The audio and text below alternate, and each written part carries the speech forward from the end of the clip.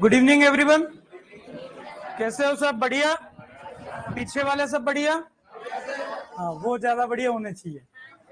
ठीक है, लास्ट अपन बात किए थे कुछ 3-4 सेल ऑर्गेनेल कोशिकांग की, कल बात कर लिए थे। ठीक है, तो देखिए फटाफट से 2-3 चीजें बता देना। देखिए कि कोशिका के अंदर परिवहन से संबंधित कोशिकांग कौन सा है? ईआर। ठीक है, और पैकेजिंग से संबंधित एंजाइम की थैली, दूसरा आत्मघाती थैली कोशिका की। ठीक है, लाइसोसोम का निर्माण किस कोशिकांग द्वारा होता है? गोल्जी बॉडी का निर्माण किसके द्वारा होता है? ईआर। ठीक है, तो ये कुछ चीजें अपन ने बात करी थी। प्रोटीन संश्लेषण के लिए कौन सी एंडोप्लाज्मिक रेटिकुलम रहेगी? रफ वाली खुरदुरी रहेगी। और स्मूथ वाली चिकनी अंतःप्रद्रव्य जालिका किसका निर्माण करती है? लिपिड अथवा वसा का निर्माण करती है। ठीक है, तो ऐसी कुछ मेन चीजें अपन ने बात करी थी। झिल्लियों का तंत्र किसे कहते हैं? ईआर को झिल्लियों का तंत्र कहा जाता है, जो कि केंद्रक से लेके कोशिका झिल्ली के मध्य तक बिखरी हुई होती है। ठीक है ना, तो ये अपने को ध्यान रखना है जो अपन ने कुछ बात करी थी। कल बता दिया था, वापस शायद कोई कनेक्ट नहीं हो पाए होंगे, फेगोसाइटोसिस वाला।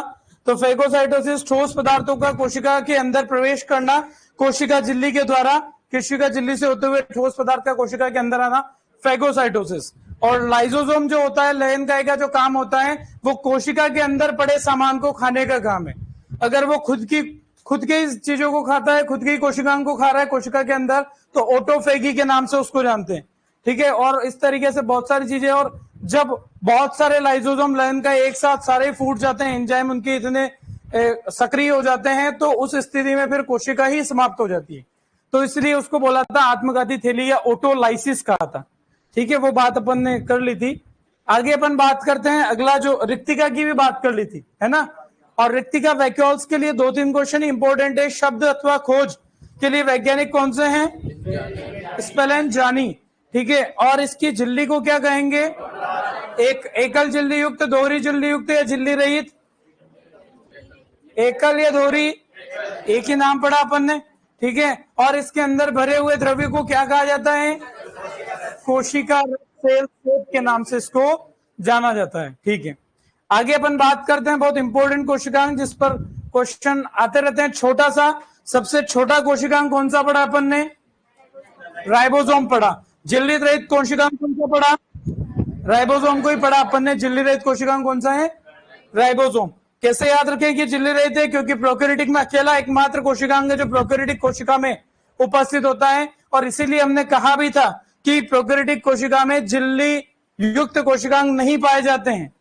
कोई भी झिल्ली, मतलब कोई कोशिकांग वहां मिलेगा ही नहीं सिवाय राइबोसोम के, क्योंकि ये किसी झिल्ली से ढका हुआ नहीं होता है। क्लियर है बात? अब ये वाला डायग्राम जिन्होंने जेनेटिक्स पढ़ ली उन्होंने तो ये डायग्राम पढ़ा है अपन ने। ठीक है, लेकिन अपने काम की जो चीज राइबोसोम में पढ़ो या फिर अपन प्रोटीन पढ़े, दोनों में ये डायग्राम काम आता है। फिलहाल अपन बात करें कि जो राइबोसोम है इसकी बात करें, इसको जो यहाँ पर जो साइंटिस्ट इसके लिए अपन ध्यान रखते हैं वो कौन है यहाँ पर साइंटिस्ट, जिसके लिए अपन जो पैलेड याद रखते हैं। इसकी खोज और शब्द जॉर्ज पैलेड। क्या नाम है? जॉर्ज पैलेड अपन ध्यान रखेंगे। उसके अलावा ध्यान रखेंगे राइबोसोम का सबसे आसान सा क्वेश्चन जो हमें पता है कि इसका काम है प्रोटीन निर्माण का। क्या काम है? क्योंकि ये खुरदुरी अंतःप्रद्रव्य जालिका भी इसी ने बनाई थी। ये जाके चिपका तभी तो प्रोटीन बनी, बाकी प्रोटीन नहीं बनती बाकी। ठीक है ना। उसके अलावा ऐसा कभी पूछ ले कि कोशिकांग के अंदर कोशिकांग कौन सा है, ठीक है, कौन सा ऐसा कोशिकांग है जो किसी दूसरे कोशिकांग में उपस्थित हो सकता है? कौन से दूसरे कोशिकांग में उपस्थित होता है? माइटोकॉन्ड्रिया और हरित लवक के अंदर ये होता है। यानी कि कोशिकांग के अंदर कोशिकांग पाए जान, जो ऐसा बोला जाता है कि cell organelle within cell organelle, कोशिकांग के अंदर कोशिकांग, तो ये किसके लिए बोलेंगे? राइबोसोम के लिए बोला जाता है। इसकी बात करें अपन ने मुख्य रूप से 2 प्रकार के राइबोसोम की बात करते हैं, 70S और 80S। 70S की जो 2 उप इकाइयां जिनको अपन कहेंगे 50 और दूसरा 30, बड़ी उप इकाई 50, छोटी 30S। इकाई जो लिखते हैं वो S लिखते हैं। सेडिमेंटेशन के लिए बोलते हैं स्वेटबर्ग इकाई। स्वेटबर्ग वैज्ञानिक के नाम पर स्वेटबर्ग इकाई जो पीछे लिखते हैं, जैसे किलोग्राम ग्राम लिखते हैं ना, वैसे ही यहां पर राइबोसोम के लिए जो इकाई आती है वो एस करके आती है, वो बात करेंगे, लिखेंगे भी। दूसरा जो राइबोसोम होता है वो 80 एस होता है, जिसकी दो इकाइयां हैं 60 और 40 एस। अगर हम कई बार उसमें गणित लगाने लग गए तो बोलेंगे सर ये गलत है, और किसने जोड़ भाग्य लगा ली जब तो गड़बड़ हो जाएगी। याद कैसे रखेंगे उसके लिए भी थोड़ी सी बात करेंगे।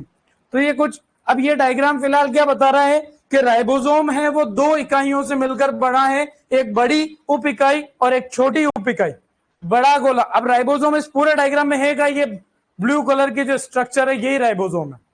एक नीचे बॉल दिख रही है आपको और एक बड़ा ऊपर दिखाई दे रहा है। तो राइबोसोम की दोनों इकाइयां जब साथ में होती हैं तो राइबोसोम की संरचना बनती है। बाकी मान लो अगर ये 80 एस वाला राइबोसोम है तो ये 50 एस इकाई और ये नीचे, सॉरी 60 और 40, 80 एस है तो ये 60 और ये नीचे वाला 40 हो जाएगा। ठीक है, तो ये अपने को ध्यान रखना है। अब इन यहां पर जो एक कौन सा जो यहां पर प्रोटीन संश्लेषण के लिए मुख्य आनुवांशिक सूचना जो आरएनए लेके आता है वो होता है एमआरएनए। कौन सा होता है? एमआरएनए, जो कि प्रोटीन बनाने की सूचना लेके आता है। आपको ने अगर नहीं भी पढ़ा है जेनेटिक्स तो इतना अपन जानते हैं कि डीएनए से आरएनए बनता है, आरएनए से प्रोटीन बनता है। ठीक है, तो डीएनए से आरएनए ट्रांसक्रिप्शन अनुलेखन अपन कहते हैं, सबको पता है ये तो, इतना तो अपन जेट से पढ़ते हैं। और जब आरएनए से प्रोटीन बनता है तो उसे ट्रांसलेशन कहते हैं या अनुवादन हिंदी में कहते हैं, सबको पता है। तो ये कुल मिला के जब प्रोटीन बनेगी, आपने कहा कि इसे राइबोसोम को हम प्रोटीन की फैक्ट्री कहते हैं। क्या कहते हैं? प्रोटीन की फैक्ट्री। तो प्रोटीन बनाएगा, कैसे बनाएगा? एमआरएनए से जो सूचना आती है उसका उपयोग करते हुए प्रोटीन बनाता है, जो कि प्रोटीन अमीनो एसिड की श्रृंखला। प्रोटीन जो होता है वो किसका बहुलक है, किसका पॉलीमर है? अमीनो अम्ल का। किसका पॉलीमर है? जैसे हमारी ये दीवार है, ईंटों का बहुलक है। ये दीवार किससे बनी है? ईंटों से। ईंटें नहीं होगी तो दीवार दिखेगी नहीं, बहुत सारी ईंटों ने मिलकर दीवार को बनाया। उसी तरीके से हमारे प्रोटीन का निर्माण 1 2 3 ऐसे बहुत सारे अमीनो अम्ल हैं जो मिलकर बनाते हैं। तो आप बायोकेमिस्ट्री में पढ़ोगे कि प्रोटीन किसका पॉलीमर है, तो अमीनो अम्ल का। जो ये अपने को ध्यान रखना है। तो कुल मिला के जब भी प्रोटीन बनती है तो अमीनो अम्ल को जोड़ जोड़ के प्रोटीन बनाई जाती है, और वो काम कौन करता है?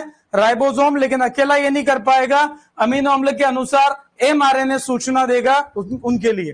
तो वो सारी बात जेनेटिक्स में आपको बताएंगे। फिलहाल जो राइबोसोम वाली बात है वो ध्यान रखेंगे। इसकी दो उप इकाइयां हैं, एक छोटी और एक बड़ी। छोटी में छोटा गोला ब्लू कलर का दिखाई दे रहा है, ऊपर बड़ा दिखाई दे रहा है। छोटे का आकार होता है ओवल अंडाकार होता है, और बड़े का आकार होता है गुंबदाकार या डोम शेप कहते हैं। डोम आप जानते हो तो मंदिर का जो गुंबज होता है वो कुछ इसी तरीके से होता है ना, गुंबदाकार। तो ये डोम शेप, अगर आकार भी पूछ ले तो अपन बात कर लेंगे। और सबसे अच्छा क्वेश्चन जो कई बार पूछा जाता है कि जो राइबोसोम का निर्माण होता कहां पे? तो राइबोसोम का निर्माण कहां होता है? केंद्रक के अंदर, केंद्रिका में। कहां होता है? केंद्रिका में, यानी जिसे न्यूक्लियोलस भी कहा जाता है। तो राइबोसोम को तो कहेंगे प्रोटीन की फैक्ट्री। राइबोसोम को क्या कहेंगे? और राइबोसोम की फैक्ट्री किसको कहेंगे? केंद्रिका को। ध्यान रहेगा। तो इसकी ये दो चीजों से मिलकर बनेगा राइबोसोम, आरआरएनए और प्रोटीन से मिलकर बना हुआ है। तो आरआरएनए कहो चाहे राइबोसोम कहो, दोनों का ही संश्लेषण, दोनों का ही निर्माण केंद्रिका के अंदर होता है। जितनी चीजें अपन ने बोली उनको एक एक करके अपन लिखते हैं, फिर कहीं पे और बहुत इसमें चीजें समझानी है उस पर आते हैं। तो यहां पर अपन हेडिंग ले रहे हैं राइबोसोम।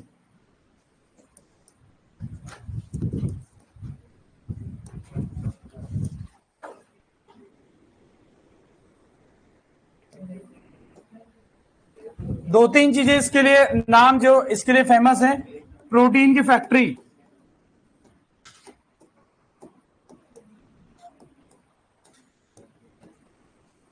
इसे कोशिका का इंजन भी कहा जाता है। कहते हैं क्या? कोशिका का इंजन बोले तो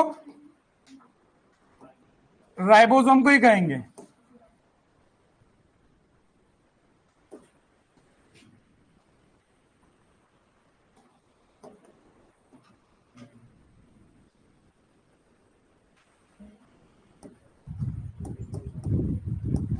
अभी आप नोट कर सकते हो साथ में।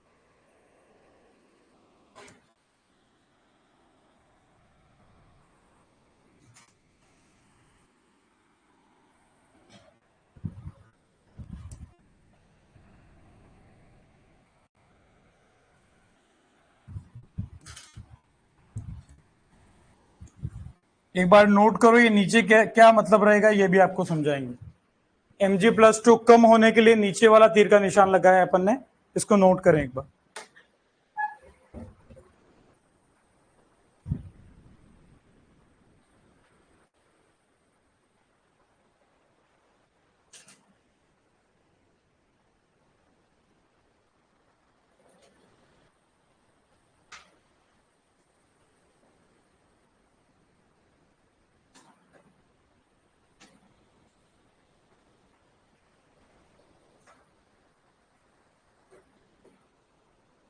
कर लिया नोट सबने?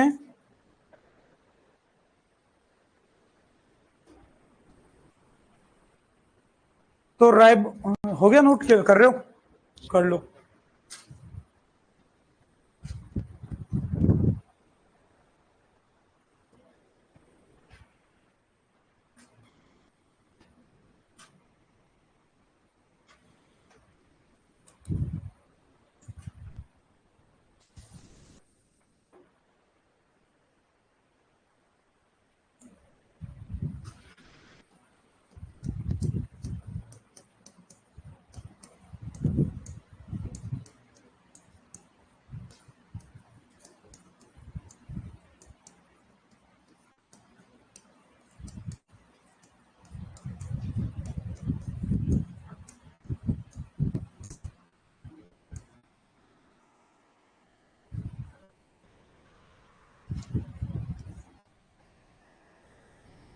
हाँ अभी बताता हूँ, एक सेकंड। ये पढ़ लिया वैसे अपन ने, फिर भी आपको भी लिखवा रहा हूँ एक्स्ट्रा ताकि याद रहेगा।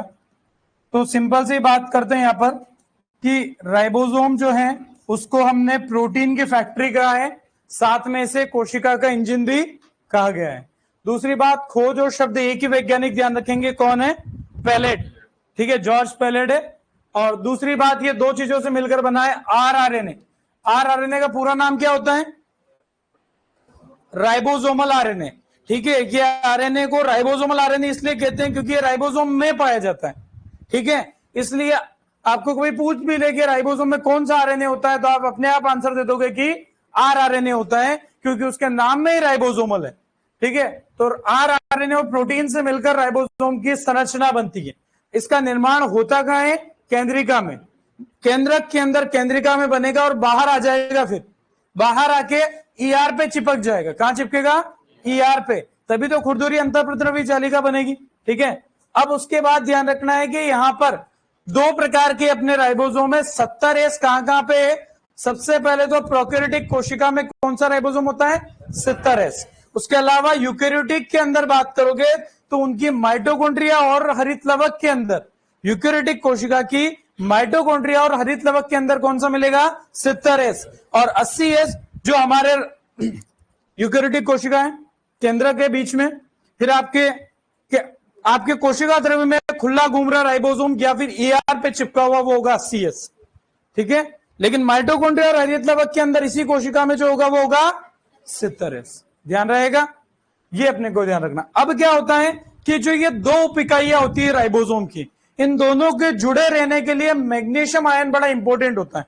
क्वेश्चन इंपॉर्टेंट आता है कि राइबोसोम की संरचना निर्माण के लिए कौन सा आयन इंपॉर्टेंट है? तो मैग्नीशियम आयन। कौन सा? मैग्नीशियम। अगर मैग्नीशियम की मात्रा ज्यादा होगी तो दोनों इकाइयां जुड़ी रहेगी। यूं समझो मैग्नीशियम गोंद है, मैग्नीशियम ज्यादा होगा तो ये चिपके रहेंगे दोनों, मैग्नीशियम कम होगा दोनों इकाइयां अलग हो जाएगी।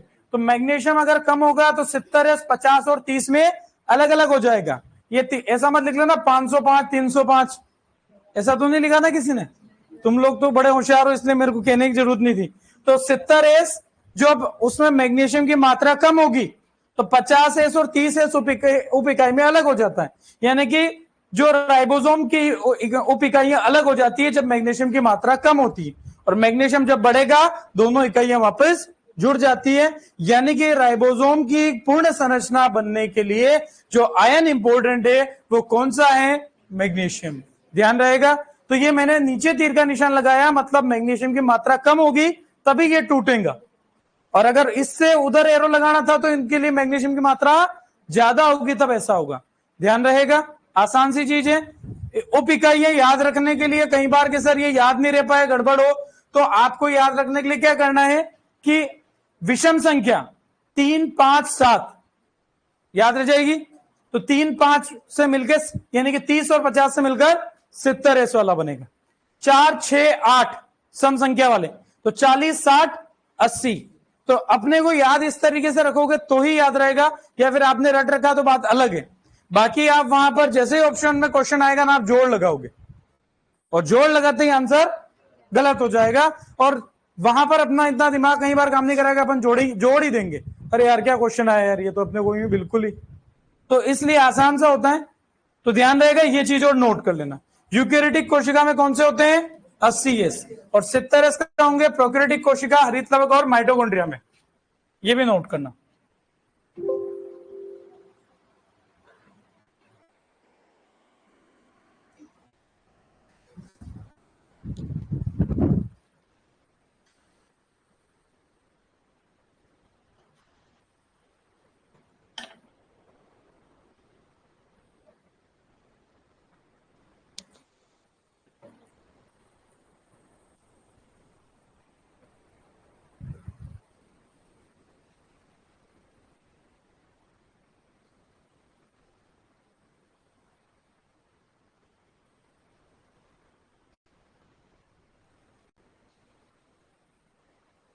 (16S rRNA most classification present in bacteria. बिल्कुल, क्लासिफिकेशन के लिए, वर्गीकरण के लिए आपके माइक्रोबायोलॉजी में आपको बताते हैं कि बैक्टीरिया का क्लासिफिकेशन 16S rRNA के बेस पे होता है।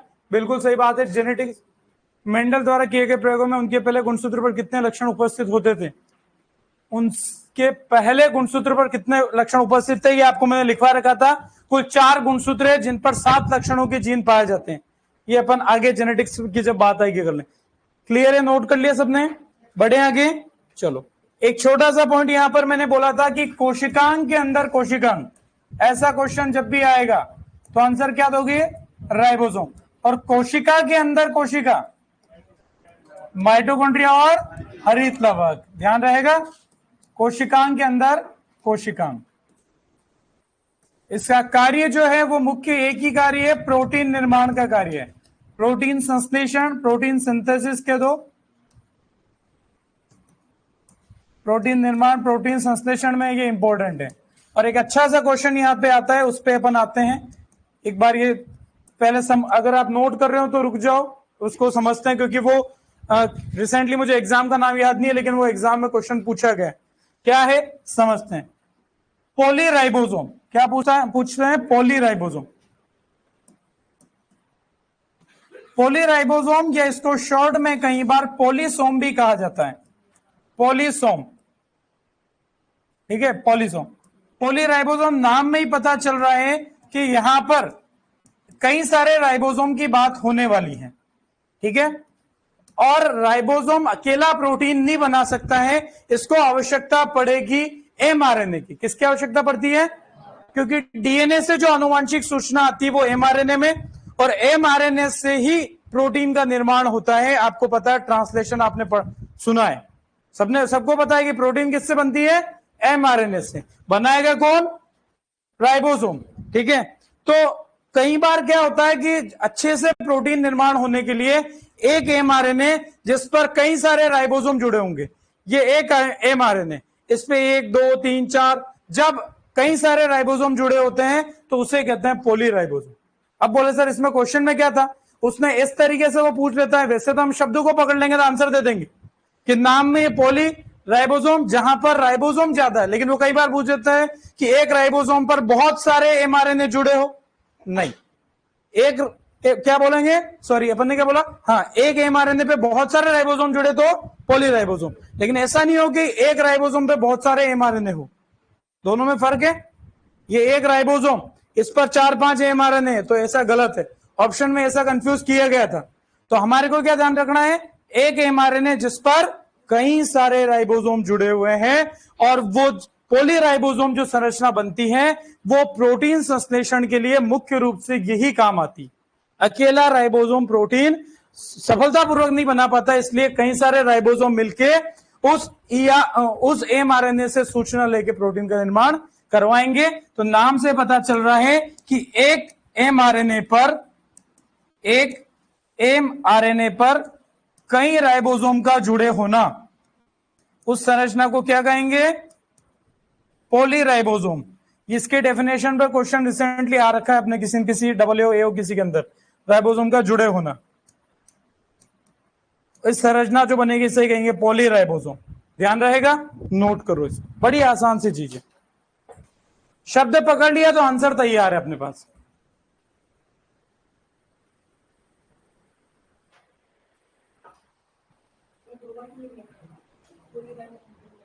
कहां पर? ये पॉलीसोम लिखना है ना, पॉलीसोम। पॉलीराइबोसोम की बजाय पॉलीसोम बोलते हैं शॉर्ट में इसको, पॉलीसोम। तो उसका मतलब भी ये होता है। इसको एक और नाम भी होता है, एर्गोसोम भी बोलते हैं, पर वो ज्यादा पॉपुलर थे तो मैंने दो ही नाम बताए थे। एर्गोसोम भी इसी को बोला जाता है।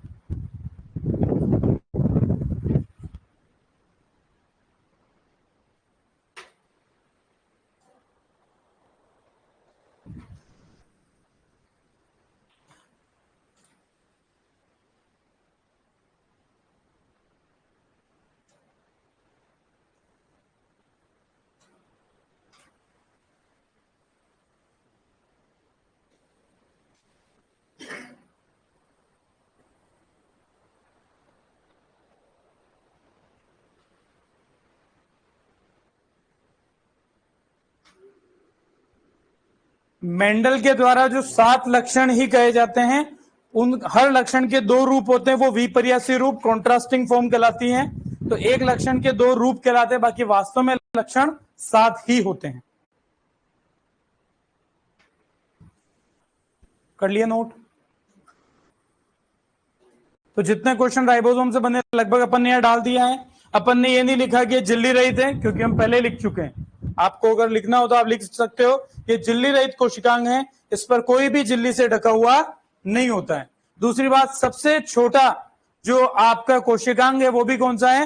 राइबोसोम। जो भी बात हम पहले ही लिख चुके हैं, जो अपन ने लिख ली उसको डबल नहीं लिख रहे। क्लियर है बात? कितने लोग नोट कर रहे हैं?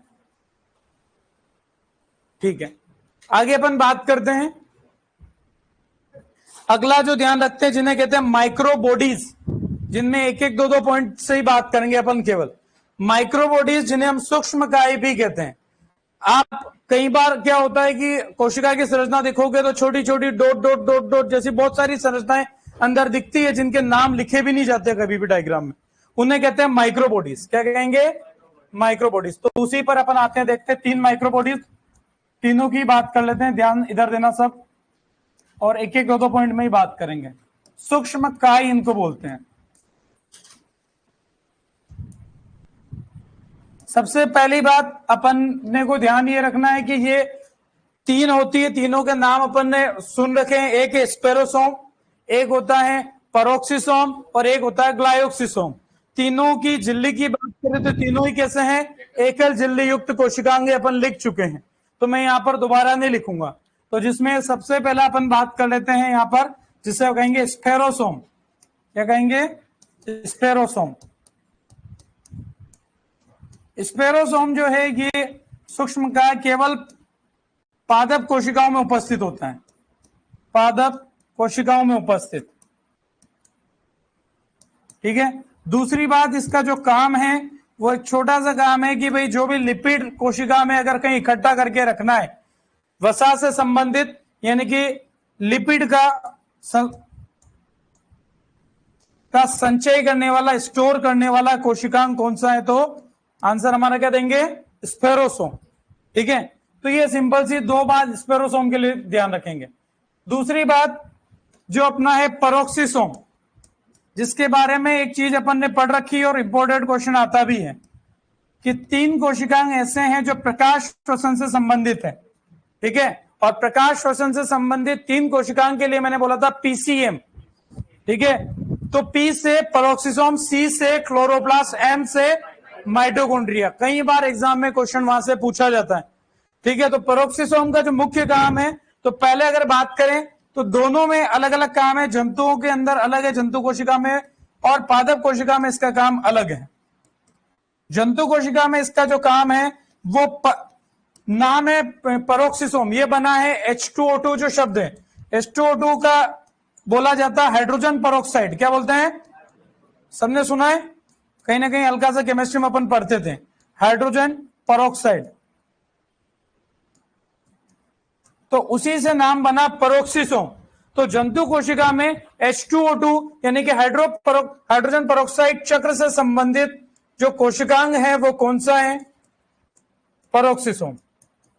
H2O2 का जो चक्र चलता है, पाथवे चलता है, जैसे आप क्रेब चक्र पढ़ते हो, ग्लाइकोलाइसिस पढ़ते हो, प्रकाश संश्लेषण पढ़ते हो, जो भी प्रक्रियाएं आप पढ़ते हो उनको पाथवे भी बोलते हैं, उनको चक्र भी बोल सकते हैं अपन। तो उसी प्रकार से जंतु कोशिका में हाइड्रोजन पेरोक्साइड साइकिल जो चलता है उससे संबंधित कोशिकांग कौन सा है, पेरोक्सिसोम। याद कैसे रहेगा, नाम में पेरोक्साइड, पेरोक्साइड से ही बना पेरोक्सिसोम। पादप कोशिका में जो काम है वो अपन ने पढ़ रखा है, और वो अभी मैंने बोला भी कि पादप कोशिका के अंदर पेरोक्सिसोम का जो काम है, और वो काम क्या है, यहां पर सीधा सा कहे तो ग्लाइकोलेट पाथवे भी बोलते हैं इसको, ग्लाइकोलेट।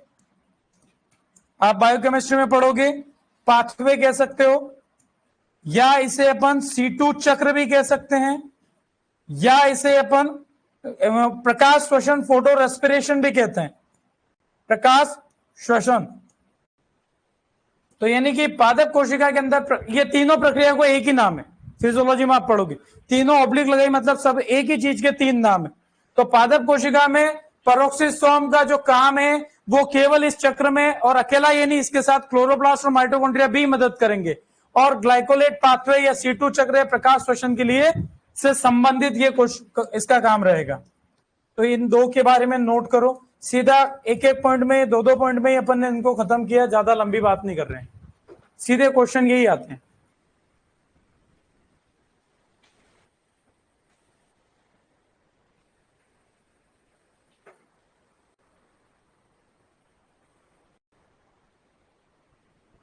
इसको चक्र की बजाय यहां पर मेटाबॉलिज्म अपन कह सकते हैं, उपापचय कह सकते हैं, यानी कि चाहे श्वसन हो, चाहे प्रकाश संश्लेषण हो, चाहे ग्लूकोज बनाओ, चाहे ग्लूकोज तोड़ो, कोई भी चीज में। आपने सुना हो मेटाबॉलिज्म, आप पढ़ोगे बायोकेमिस्ट्री में, दो चीजें होती, कैटाबॉलिज्म और, जब किसी चीज को तोड़ा जाता है तो कैटाबॉलिज्म, जोड़ा जाता है तो एनाबॉलिज्म। तो ये मेटाबॉलिज्म है, उससे को हिंदी में उपापचय कहते हैं, जो मैंने शब्द लिखा वहां पे।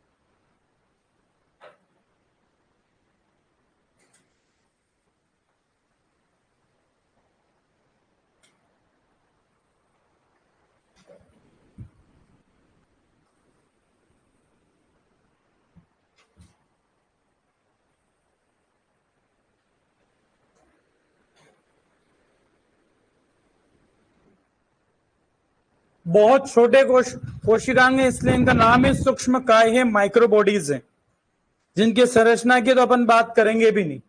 सीधा कोशिकांग किससे संबंधित वो ही अपने को ध्यान रखना है।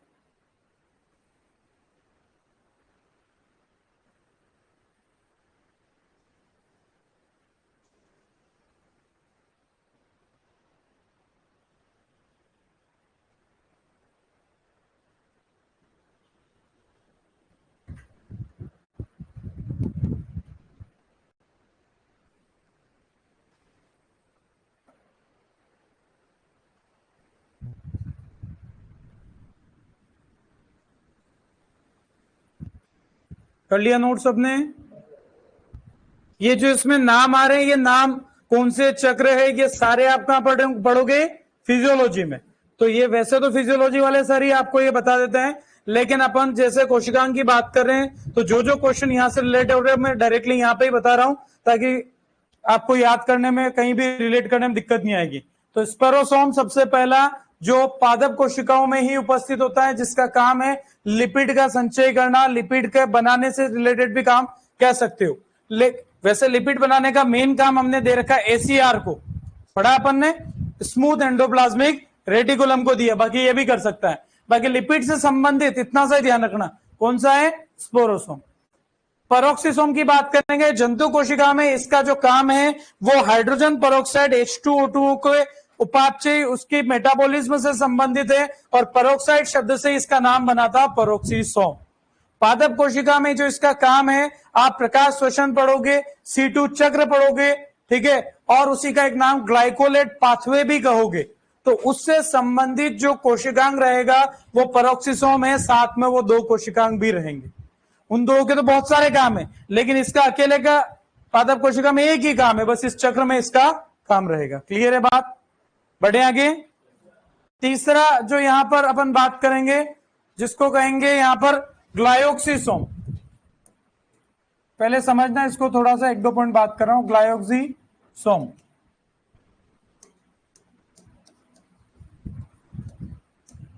सबसे पहली बात, ये कहां उपस्थित होता है, कहां पर आपको देखने को मिलेगा? सबसे पहली बात, केवल पादप कोशिकाओं में, जंतु कोशिका में ये नहीं होता है। पादप कोशिकाओं में भी ये कौन सी कोशिकाओं में विशेषकर मिलेगा, तो देखते हैं इसको। उदाहरण के तौर पे वसायुक्त बीज, वसायुक्त जिनमें तेल वाले जो बीज है, विशेषकर अरंडी के अंदर ये मिलेगा, कैस्टर के अंदर। कैस्टर के बीज की, अरंडी के बीज की जो कोशिकाएं हैं वहां पर आपको ग्लायोक्सिसोम मिलेगा। दूसरा अपन ध्यान रखेंगे और क्या मिलेगा ये, उसके अलावा मिलेगा आपको कोशिका जो स्टोमेटा जो होते हैं ना, क्या बोलते हो, रंध्र, रंध्री कहते हो ना, स्टोमेटा की गार्ड सेल में, स्टोमेटा की जो गार्ड सेल होती है, गार्ड कोशिका जो होगी, क्या क्या कहते हो आप इसको हिंदी में? कुछ स्टोमेटा जो होती है इसकी गार्ड सेल पता ही है सभी को, ठीक है, तो उसके अंदर भी आपको ग्लायोक्सिसोम देखने को मिलेगा। और बात कर सकते हो कच्चे फल, लेकिन वो कोई नहीं, अपने को 2 चीज ध्यान रखनी। तीसरी बात ध्यान रखेंगे कि मूंगफली के दानों का मीठा स्वाद होता है, हल्की सी मिठास आती है मूंगफली के दाने खाओगे तो, वो एक चक्र कंप्लीट होता है, ग्लायोक्सिलेट साइकिल। कौन सा कहेंगे? ग्लायोक्सिलेट चक्र से संबंधित कोशिकांग यही है।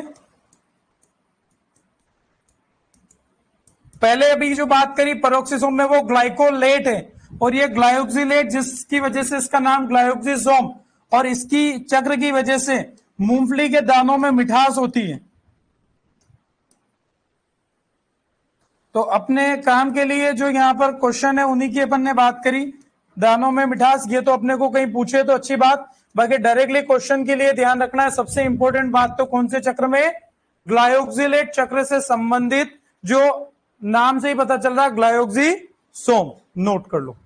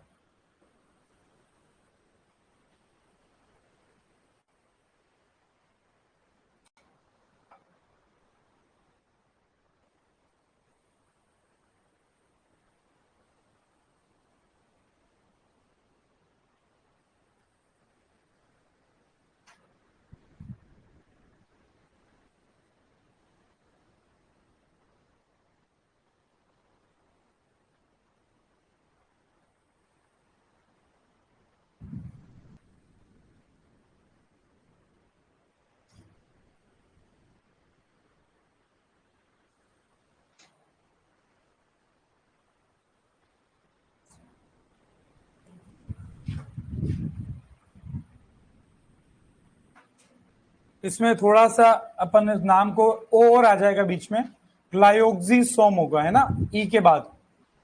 इसको लिखेंगे तो बोलने में तो पूरा आ रहा है, लेकिन लिखने में इस तरीके से आएगा, ग्लायोक्सिसोम। और इधर भी ग्लायोक्सी।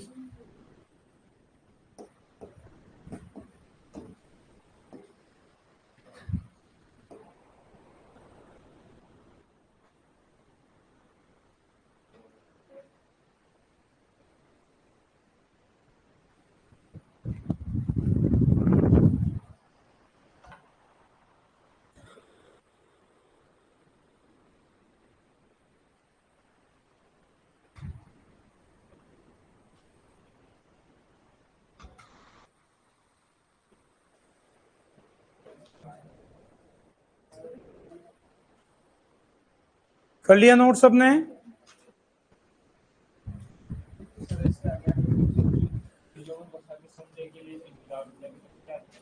बीजों में नहीं, संचय से संबंधित नहीं पाया जाता है, और वसा युक्त बीज में केवल अरंडी में। ऐसा नहीं बनता है कि भाई वो संचय के लिए कौन सा है, नहीं। अरंडी के बीजों में या ग्लायोक्सिलोम, जो विशेषकर अरंडी के जो वसा युक्त, आपको पता ही है उसका क्या है, तेल निकलता है, तो उनके बीजों में ये सारा, ऐसा नहीं कि जहां जहां वसा होती है वहां वहां ये मिलेगा, नहीं।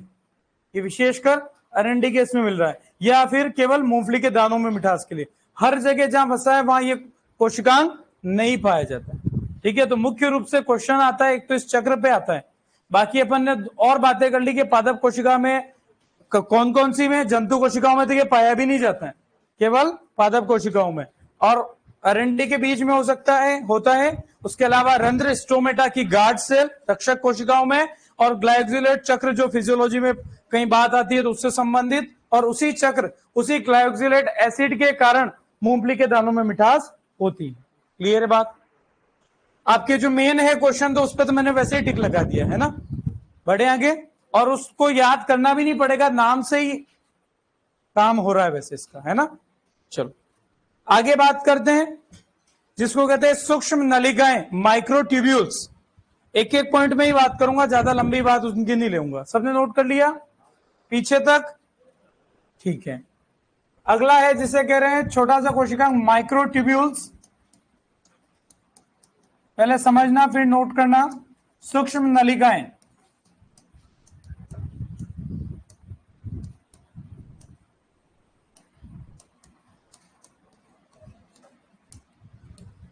इनके अंदर जो ध्यान रखना है, मेन जो बात कि कौन सी प्रोटीन से बनी हुई होती है, इनके अंदर कौन सी प्रोटीन होती है। तो यहां पर जो प्रोटीन मिलेगी वो ट्यूब से बना शब्द ट्यूबुलिन प्रोटीन। कौन सी प्रोटीन? ट्यूबुलिन प्रोटीन यहां पर पाई जाती है सूक्ष्म नलिकाओं के अंदर। उसके अलावा बात करें तो ये कहां पर उपस्थित मिलेगी आपको? ये मिलेगी सीलिया और फ्लैजिला के अंदर। सीलिया एवं फ्लैजिला। फ्लैजिला को तो हिंदी में अपन कशाभिका कहते हैं, बैक्टीरिया में होती है ना कशाभिका, जो उसको अभी आगे बात ला रहा हूं उसकी थोड़ी सी। यानी कि सीलिया और फ्लैजिला में माइक्रोट्यूब्यूल्स उपस्थित होती हैं, उनकी संरचना को बनाने के लिए इसकी आवश्यकता पड़ेगी, ठीक है। तो ये अपने को सबसे खास बात ध्यान रखनी कि कौन से इसके अंदर प्रोटीन होती है। अच्छा, एक और अच्छा क्वेश्चन जो आता है कि स्पिंडल फाइबर तर्कु तंतु जो कोशिका विभाजन के दौरान बड़े इंपॉर्टेंट होते हैं। आपने नाम सुना है स्पिंडल फाइबर का, तर्कु तंतु? जब कोशिका विभाजन होता है तो कोशिका जो आपके क्रोमोसोम गुणसूत्र होते हैं, उनके सेंट्रोमियर पर दोनों तरफ से तर्कु तंतु आते हैं, जुड़ते हैं और क्रोमेटिड को खींच के अपने अपने ध्रुव पे ले जाते हैं। तो रस्सी जैसी संरचनाएं रहेगी अपने को समझने के लिए। तो तर्कु तंतुओं के निर्माण में भी आपको माइक्रोट्यूब्यूल का रोल मिलेगा, और इसीलिए ये अभी बताता हूं, ये कहां पर आपको एक और मिलेगी, तर्कु तंतुओं, तर्कु तंतुओं के निर्माण में सहायक। देखो, कुछ प्रोटीन ऐसी होती हैं जो कॉन्ट्रैक्शन की पावर, सिकुड़ने की क्षमता होती है, कुछ में सिकुड़ने की क्षमता नहीं होती है। तो इसको वैसे बोला जाता है कॉन्ट्रैक्टाइल प्रोटीन। ये जो प्रोटीन जिससे ये बना हुआ है, ट्यूबुलिन, नाम से ही पता चल रहा है, ट्यूब से ट्यूबुलिन, माइक्रोट्यूब्यूल नलिका है तो ट्यूबुलिन प्रोटीन, और ये कॉन्ट्रैक्टाइल सिकुड़न वाली है, यानी कि आपके स्पिंडल फाइबर तर्कु तंतु एक बार तो लंबे हो गए, वापस खींच के सिकुड़ जाएंगे, जैसे स्प्रिंग है, दबाई वापस फैल जाती है। तो ये प्रोटीन ऐसी है जो सिकुड़न की क्षमता रखती है, फैल सकती है, सिकुड़ सकती है। इसीलिए तो स्पिंडल फाइबर तर्कतंतु जब आवश्यकता है तो फैल के बीच तक आ जाते हैं और वापस सिकुड़ के उनको लेके चले जाते हैं। तो यूं ही समझो कि भाई स्प्रिंग वाली रस्सी समझ लो एक तरीके से। तो ये अपने काम की चीज, माइक्रोट्यूब्यूल कौन सी प्रोटीन से बनी है? Tubulin protein. कहां कौन कौन सी संरचनाओं में उपस्थित होती है? सीलिया और फ्लैजिला में होती है। और बात करें तो क्या बनाने में काम आ सकती है? तर्कतंतुओं में। बहुत सारी चीजें हैं, लेकिन हमारे काम के 3 क्वेश्चन नोट करो इसके।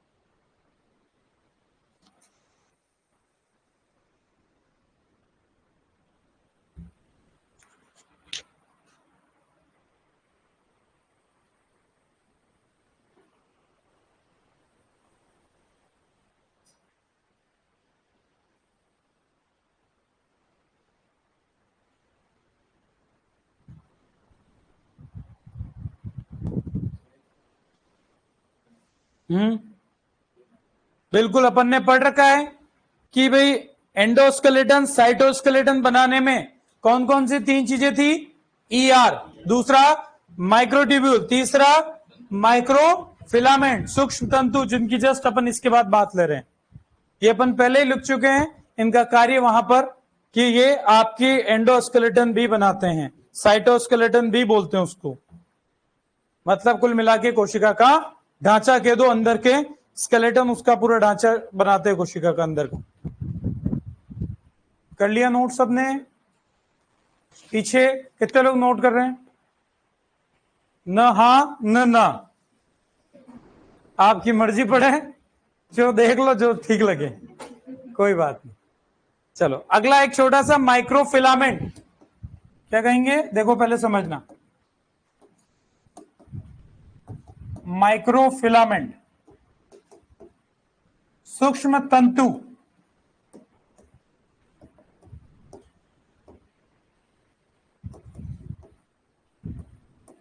जिसके अंदर प्रोटीन का प्रकार जो है, जिस प्रोटीन से बनी है, इसके अंदर प्रोटीन कौन सी होती है? एक्टिन प्रोटीन होती है। कौन सी? एक्टिन प्रोटीन इसके अंदर पाई जाती है। बाकी इसका काम हम पहले ही लिख चुके हैं, और नाम में सूक्ष्म है तो ज्यादा लंबा इनका अपने को पढ़ना नहीं है। तो इसका काम पहले ही पढ़ चुके हैं कि यह साइटोस्केलेटन बनाने में यह भी महत्वपूर्ण योगदान रखता है। सूक्ष्म तंतु, सूक्ष्म नलिकाएं और ईआर। क्लियर है बात? इनकी अगर कोई भी पूछ ले कि झिल्ली की बात कैसी है, तो सब एकल झिल्ली युक्त, इसलिए झिल्लियों का पूरा चार्ट पहले ही बना दिया, हर में कौन लिखे बार बार। इसलिए आपको कभी भी, अपन ने स्टार्टिंग में बात कर ली थी कि दोहरी झिल्ली युक्त कौन से, एकल झिल्ली युक्त कौन से, और झिल्ली रहित कौन से। क्लियर है बात? देखो अब आगे एक और ये नोट कर लेना, थोड़ा सा बोर्ड भरे फिर नोट करो तो मजा आवे, खाली खाली बोर्ड नहीं करना है ना। इधर ध्यान से अगला अपन लेंगे, जिसको कह रहे थे अभी सीलिया और फ्लैजिला, सीलिया एवं फ्लैजिला। और फ्लैजिला को हिंदी में कशाभिका कहते हैं, जो भी अपन ने लिखा भी था।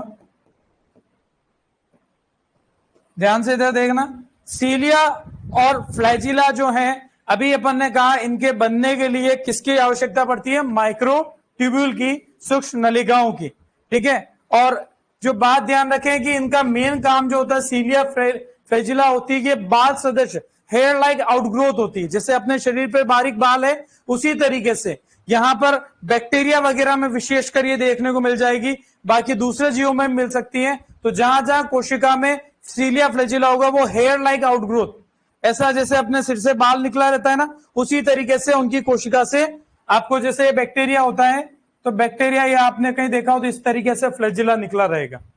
तो कुल मिला के काम बात करें यहां पर, तो सीलिया और फ्लैजिला जो है इसके अंदर जो मेन बात करें, बाल सदस्य संरचनाएं हैं। ये बाल सदस्य संरचनाएं, अगर परिभाषा की बात करूं सिंपल सी, जो कोशिका झिल्ली से निकली रहती है, जो कोशिका झिल्ली से निकलती हैं।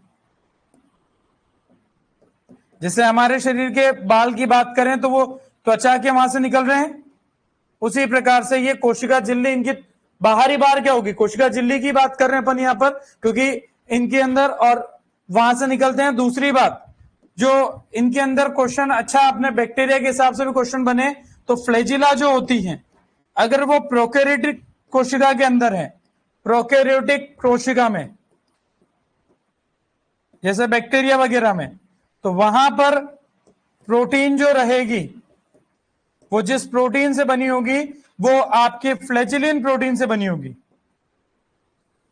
ये बैक्टीरिया के लिए क्वेश्चन बनता भी है माइक्रोबायोलॉजी में। फ्लैजिलिन प्रोटीन से बैक्टीरिया यानी कि प्रोकैरियोटिक कोशिका की कशाभिका फ्लैजिला बनी होती है। और यूकैरियोटिक कोशिका में जहां पर भी फ्लैजिला की बात होती है वो आपके ट्यूबुलिन प्रोटीन से बनी होगी। यूकैरियोटिक कोशिका में किससे बनी होगी, ट्यूबुलिन। ये प्रोटीन का ही बात ध्यान रखना, इनमें ज्यादा लंबी बात ध्यान नहीं रखेंगे। तो यूकैरियोटिक कोशिका में जो प्रोटीन है वो कौन सी है, ट्यूबुलिन प्रोटीन, जो हमने सूक्ष्म नलिका में बात करी भी थी, से बनी होती है। तो काम के क्वेश्चन की बात करो, सीधे प्रोटीन की बात आती है, डेफिनेशन में कोई खास बात नहीं है। आपके ध्यान रखना है, बाल जैसी संरचना है जो कोशिका झिल्ली से निकली होती है, सीलिया और फ्लैजिला दोनों ही, ठीक है। और बात करेंगे फ्लैजिला की। बोले सर सीलिया में कौन सी प्रोटीन होगी, कुछ नहीं बोला, तो पहले हमने कहा कि सीलिया को किसने बनाया था, सूक्ष्म नलिका ने, माइक्रोट्यूब्यूल, तो उसमें ट्यूबुलिन प्रोटीन होती है, ठीक है। तो उससे फ्लैजिला में डिपेंड करेगा, अगर प्रोकैरियोटिक कोशिका का फ्लैजिला है तो फ्लैजिलिन प्रोटीन, और अगर यूकैरियोटिक कोशिका का है तो ट्यूबुलिन प्रोटीन। नोट कर लो।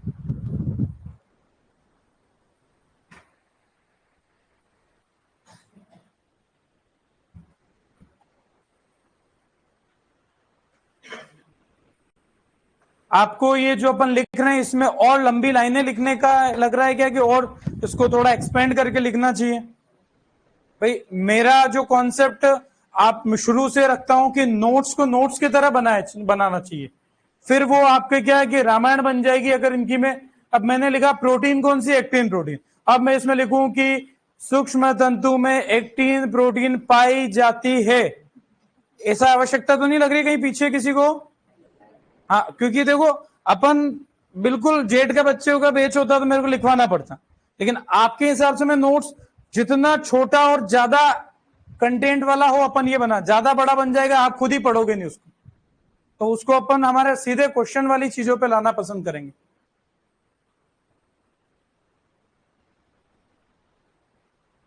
अगर आप आज पढ़ा और उसको आप 2-4 दिन 5 दिन अगर जाके नहीं पढ़े तब तो फिर आपको फिर दिक्कत आएगी। लेकिन हमारा नियम तो इतना सा कहता है कि डेली का डेली तो पढ़ना ही है, तभी आपका कोई भी सब्जेक्ट हो तभी आपकी उस पर कमांड बन पाएगी।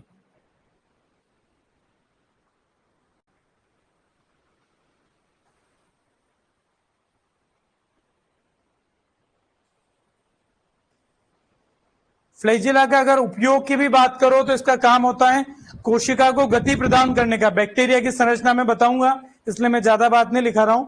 इसका काम क्या होता है फ्लैजिला का, बैक्टीरिया को, जैसे उसके तो हाथ पैर तो है नहीं लेकिन वो गति करता है, वो माइक्रोस्कोप में दिखता है, तो वो गति किससे करता है, फ्लैजिला से ही करता है बैक्टीरिया। क्लियर है बात?